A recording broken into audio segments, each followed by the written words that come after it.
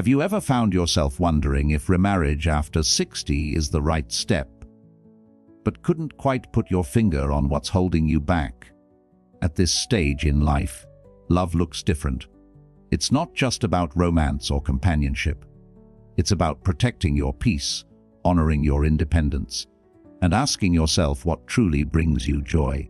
Many older adults enter a second marriage with the hope of finding comfort and connection, only to realize that the landscape of relationships has shifted. What once felt simple now carries emotional, legal, financial, and even family-based complexities that are easy to overlook in the early stages of falling in love again. In this video, we're going to uncover 5 often missed truths that every person over 60 should consider before remarrying. These aren't just facts. They're insights drawn from real lives and experiences, meant to help you avoid regret and build a relationship that feels like home. So whether you're newly in love, thinking about sharing your life with someone again, or just curious about what lies ahead, you're in the right place. Let's talk honestly about what remarriage really means at this point in your journey. Happiness in your 60s and beyond doesn't always look the way it did in your 30s or 40s.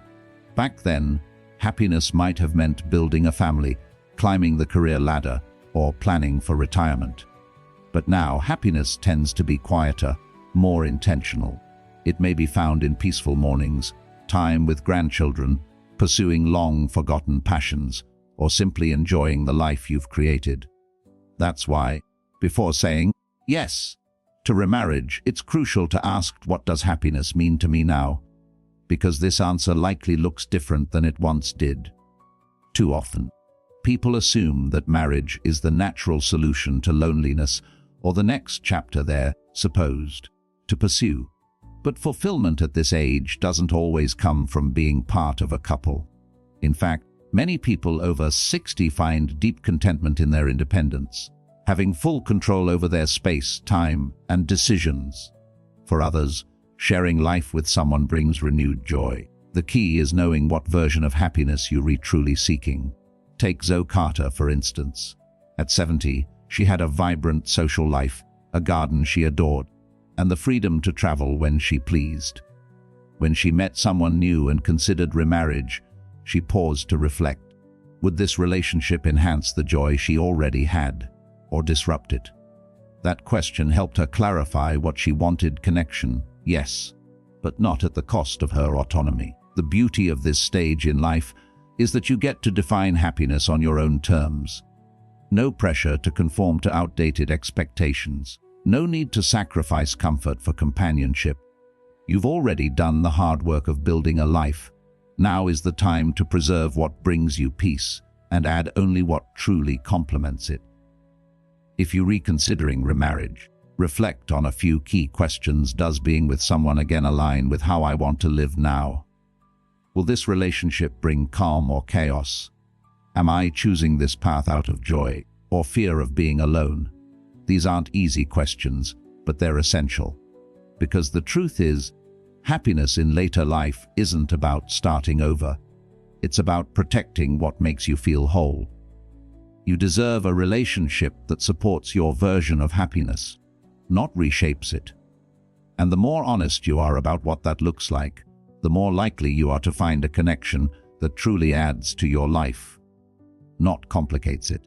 When you were younger, relationships were often fueled by passion, shared dreams, and building a life from the ground up. You were figuring out careers, raising kids, maybe buying your first home. Marriage was about growth, ambition, and long-term plans. But now, emotional needs look entirely different. In your 60s and beyond, you're not starting a new life, you're continuing one. You already have routines that feel comforting, beliefs that are well-formed, and a personal rhythm that works. And while love and companionship still matter deeply, the expectations that come with them are far more nuanced. Many people enter remarriage later in life, hoping for ease, warmth, and mutual respect. But what they sometimes forget is that emotional baggage doesn't disappear with age. If you've experienced loss, divorce, or decades of independence, you carry that history into any new relationship. and so does your partner. This can create unexpected friction, not because either of you lacks love, but because the emotional landscape is layered. Take Jack Sullivan, 74, who remarried after years of living alone. He and his new wife, Grace, cared for each other deeply, but their day-to-day expectations were very different. Jack was used to quiet evenings and lots of personal space, while Grace hoped for more together time and constant emotional connection. They weren't wrong for wanting different things, but they hadn't anticipated just how much compromise it would take. Emotional expectations at this stage are often centered around respect, companionship, and trust. Not necessarily romance in the way we imagined it decades ago, but this can be tricky if the couple doesn't take time to talk honestly about how much time they want to spend together, what kind of emotional support they expect, how to navigate space, silence, or solitude. It's also important to consider how grief, past heartbreaks, or even grown children's opinions can affect how emotionally open we are. Many older adults find it harder to be vulnerable again, especially after losing a spouse or going through a painful breakup. But that doesn't mean you should avoid love. It means you need to approach it with clarity. Ask yourself, am I emotionally ready to share my life again? Do I have the patience to navigate someone else's habits and history? Can I express my needs without comparing this relationship to the past? The emotional journey of remarriage later in life isn't better or worse. It's just different. And when you enter it with open eyes and open communication, you're far more likely to build something that feels stable, kind, and emotionally fulfilling. Falling in love again later in life can be beautiful, but it doesn't happen in a vacuum. When you choose to remarry, you're not just bringing another person into your life. You're blending entire histories, long-standing relationships, and family expectations that have been in place for decades. For many older adults, this is one of the most unexpected challenges. Unlike younger couples who often start fresh, people over 60 usually come into marriage with adult children, grandchildren, and deeply rooted family traditions. And while your heart may be open to love, not everyone in your circle may feel the same way. Adult children, in particular, can have mixed emotions about their parent remarrying. Even if they want you to be happy, they may quietly worry about how this new person fits into the family dynamic, or whether it changes what they've always known. They might feel loyalty to a deceased parent, or fear that their place in your life will shift. This doesn't mean your children are selfish. More often, it means they're uncertain. Uncertain about inheritance, about future caregiving roles, about the meaning of holidays and family traditions with a new person at the table.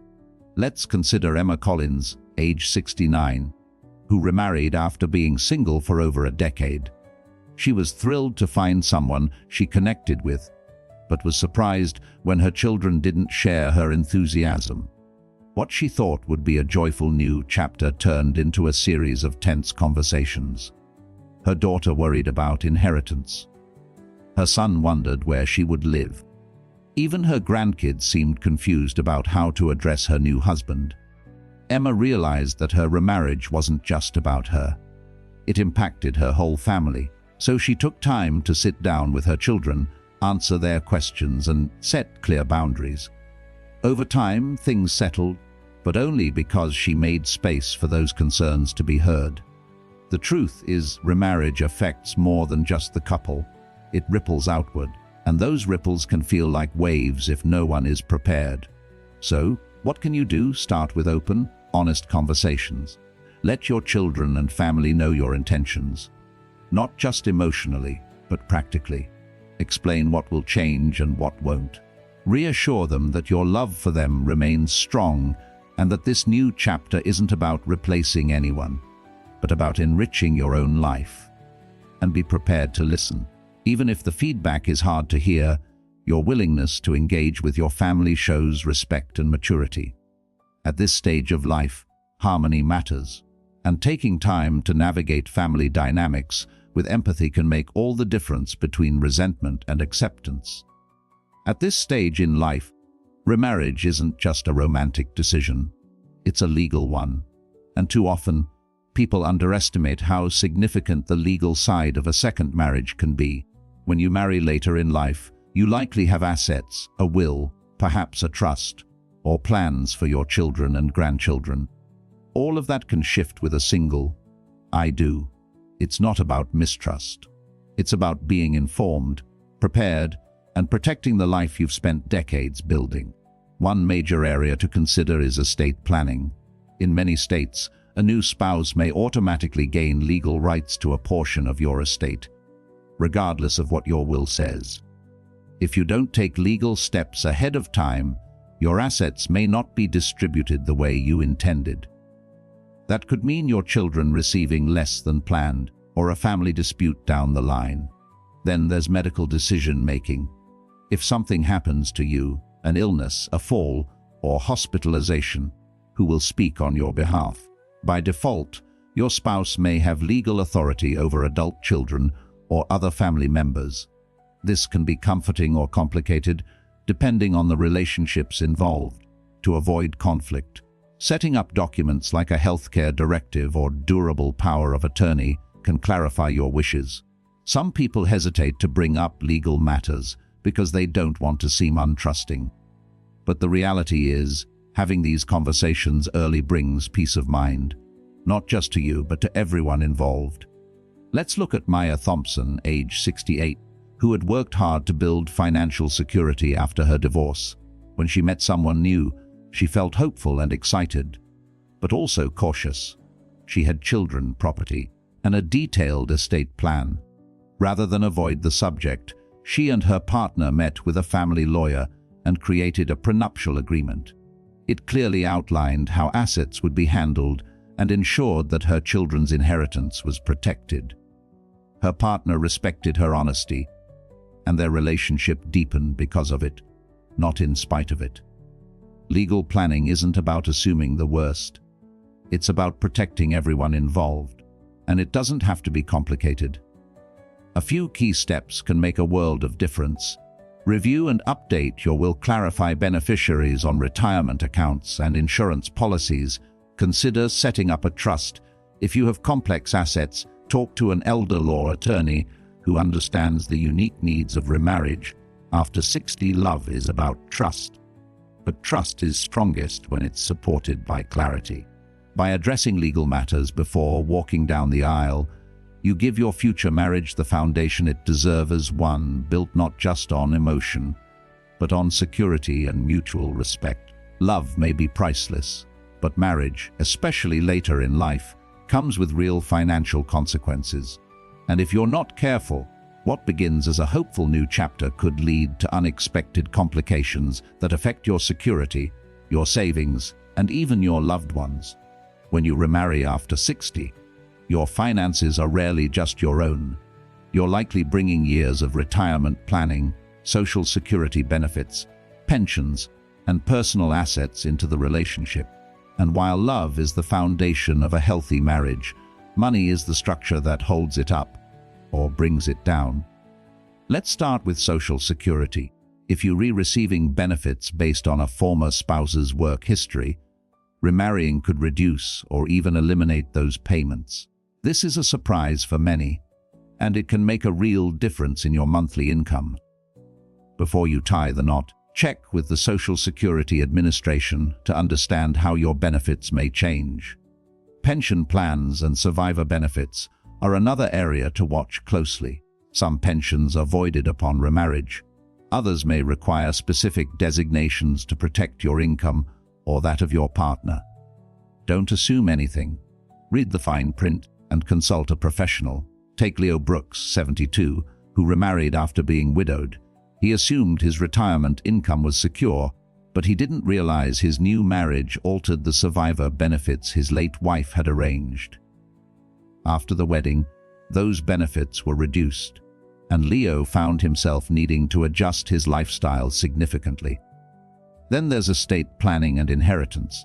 Even if you and your new spouse keep separate accounts, state laws may treat marital assets differently, especially if one of you passes away or files for divorce. Your children or grandchildren could be impacted, even if you had every intention of leaving them a financial legacy. It's also important to talk about spending habits. By now, you likely have a system that works for you. Maybe you're a saver, or you enjoy structured budgeting. But what if your new spouse is more spontaneous with money or carries significant debt? Even if love is strong, financial friction can erode trust and create long-term stress. So how do you protect yourself? Start with honest conversations. Before any legal documents are signed or wedding plans are made, sit down and talk about finances. Discuss debt, income, retirement plans, real estate, and how you'd like to handle expenses. Then, meet with a financial advisor who understands the needs of older adults. A little preparation now can spare you major stress later.